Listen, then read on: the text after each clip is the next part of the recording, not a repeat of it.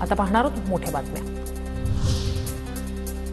Torres प्रकरणातील mastermind विक्टोरियाचा CCTV TV9च्या हाती। विक्टोरियासह Tania कासातोवा, Valentina Kumar यांचं पलायन। टोरेस घोटाळा प्रकरणात मास्टरमाइंड युक्रेनियन असल्याची माहिती।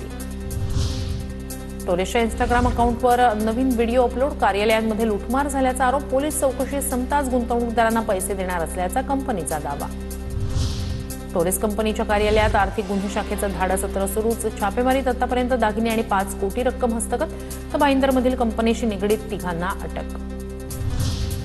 बुलढाणा जिल्ह्यातल्या केस गळती होणाऱ्या रुग्णांची संख्या आता 127 वर।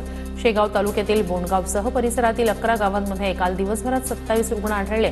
अकोला बुलढाण्यातील पथकांकडून तपासणी। बुलढाण्याच्या शेगाव तालुक्यानंतर आता नांदुरा तालुक्यातही केसगळतीचे रुग्ण। केंद्रीय राज्यमंत्री प्रतापराव जाधव यांनी बाधित गावांना भेट दिली।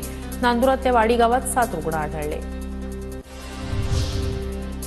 केसगळतीच्या भीतीने शेगावमधील नागरिकांनी आठवड्याभरापासून अंघोळच केली नाही। प्रशासनाने शुद्ध पाण्याची व्यवस्था करण्याची मागणी। पाण्यात नायट्रेटचं प्रमाण असल्याचं अहवालातून समोर। कोल्हापूरमधल्या विशाळगडावरील उरुसाला जिल्हा प्रशासनाने परवानगी नाकारली। हिंसाचाराच्या घटनेनंतर 2 दिवसांपूर्वीच उठवली होती संचारबंदी। उद्या सुजात आंबेडकर विशाळगडावर जात स्थानिकांशी संवाद साधणार। मालवण पुतळा दुर्घटना प्रकरणातील शिल्पकार जयदीप आपटेला हायकोर्टाकडून जामीन मंजूर। तपास पूर्ण झाल्याने आरोपीला कैदेत ठेवण्याची गरज नाही। कुणीही जखमी नसल्याने सत्तेचं कलम लागू होत नाही। कोर्टाचं महत्त्वपूर्ण निरीक्षण।